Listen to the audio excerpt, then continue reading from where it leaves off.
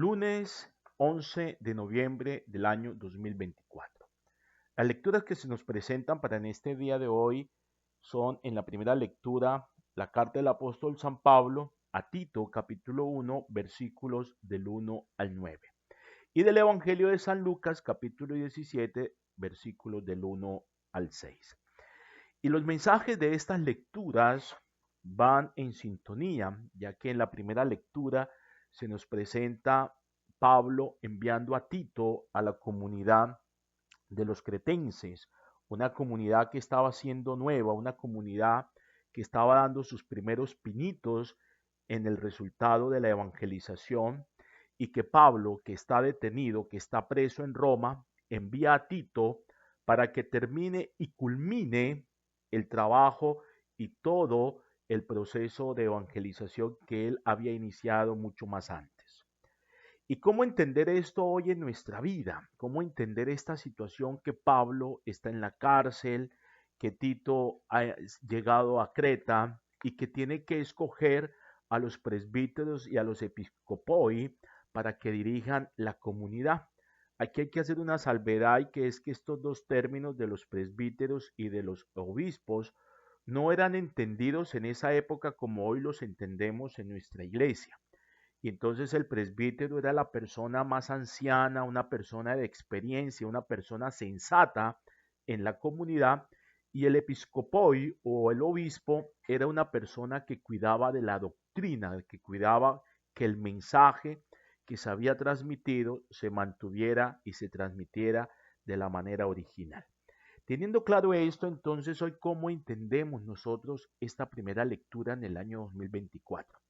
Y lo primero que debemos tener claro es que hoy en nuestra sociedad no tenemos ni paciencia ni confianza para las demás personas. Somos hombres y mujeres, personas impacientes, desconfiadas en nuestros círculos de amistad, incluso en nuestras relaciones, y de eso se da simplemente porque de alguna otra manera nosotros pensamos equivocadamente que solo nosotros podemos hacer bien las cosas, y nos equivocamos, hijos. Hay personas que pueden hacer mucho mejor las cosas que tú y yo hacemos. Y por eso encontramos personas desconfiadas, por eso encontramos personas que de alguna otra manera miran a los otros con cautela, porque pensamos que estas personas vienen a nuestra vida a suplantarnos, a quitarnos nuestros primeros lugares, y nos equivocamos, hijos.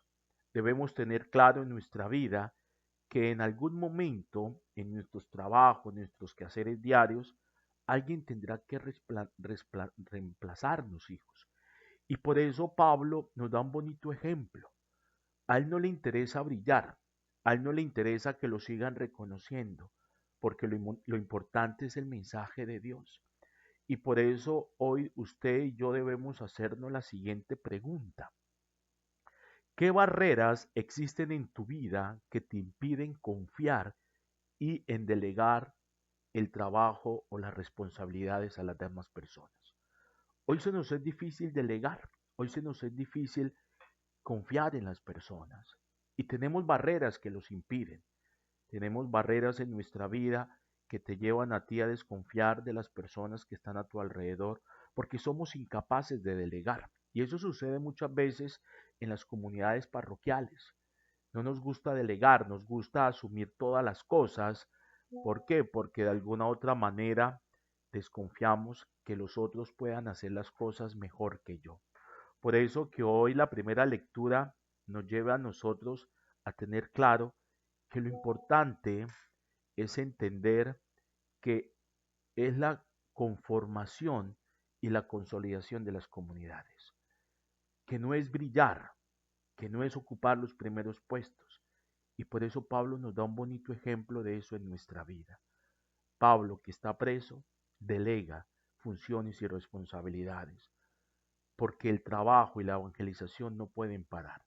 Por eso que hoy entonces nosotros tengamos claro eso en nuestra vida, y el primer propósito del día de hoy es aprendamos a consolidar y a fortalecer nuestras relaciones entre los colaboradores del servicio de Dios.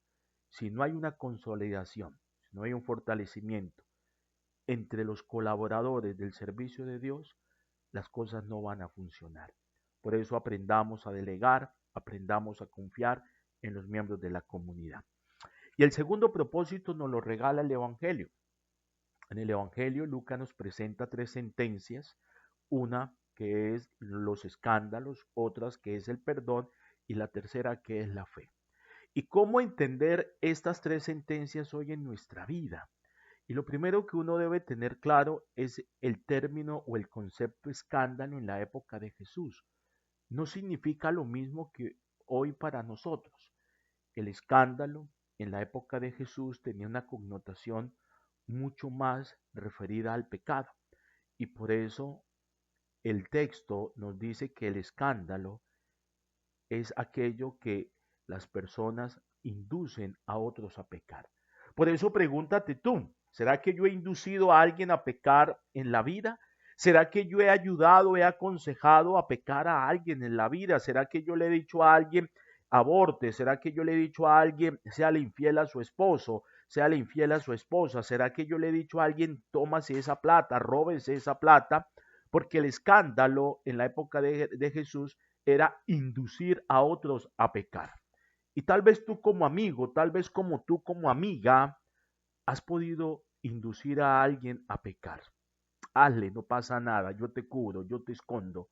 Por eso el escándalo iba en referencia en que uno inducía a otros a pecar. ¿Y a quiénes? A los que estaban empezando un proceso de evangelización, a los que estaban empezando su cercanía con Dios. Por eso se habla de que en ese tiempo lo que Jesús hace referencia es que existían en las comunidades los que eran fuertes en la fe y los que eran débiles en la fe. Y te aseguro que una persona fuerte en la fe, así tú lo induzcas a pecar, te va a decir, no, te equivocas, tú no eres un amigo, lo que tú me estás diciendo no me sirve para mi vida cristiana. En cambio, la persona que era débil en la fe todavía tenía dudas, todavía tenía incertidumbres y era la persona que se desviaba del camino. Por eso, ojo con que tú induzcas a otros a pecar. Ojo con que tú apoyes, con que tú seas cómplice para que otros pequen. Por eso, en ese sentido, los débiles de la fe son unas personas que debemos cuidar dentro de nuestra comunidad. Debemos estar pendientes de ellos para que nadie les dañe el camino que los dirige hacia el Señor.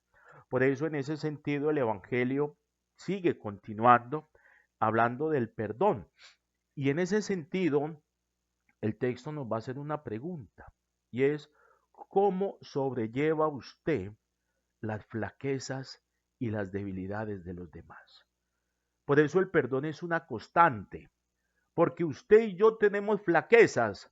A usted la gente tiene que aguantárselo, a usted tiene que aguantarse a la gente porque usted es grosero, porque usted es impaciente, porque usted tiene vicios, porque usted tiene en ese sentido cosas que molestan a los demás. Y las demás personas tienen lo mismo. Por eso usted cómo sobrelleva las flaquezas y las debilidades de los demás. Usted cómo soporta a su marido, usted cómo soporta a su esposa, usted cómo soporta a sus hermanos, cuando entiendo que las flaquezas de ellos también las tengo yo. Y por eso no hay otra opción que hacer uso del perdón para que ellos me perdonen mis flaquezas y yo pueda perdonar las de ellas. Por eso, y con esto termino, Jesús termina diciéndole a los discípulos, porque ellos le piden que les enseñe o que les aumente la fe. Y Jesús les da simplemente un dicho, un logio, y es que si ellos tuvieran fe, entonces como el granito de mostaza, dirían a la morera, arráncate de raíz y plántate en el mar, y les obedecería. Entonces la fe no es tanto hacer cosas imposibles, sino la fe es la capacidad y la disposición de creer y de obedecer. Por eso hoy pregúntese usted, ¿qué tanto usted le cree a Dios? Y en ese creer, ¿qué tanto usted le obedece a Dios? Por eso la fe es aquella fortaleza que yo voy asumiendo diariamente en mi vida y que me lleva a creer en el Señor y a obedecer su palabra en mi vida para que de esta manera mi relación con Él se fortalezca y pueda obtener la salvación,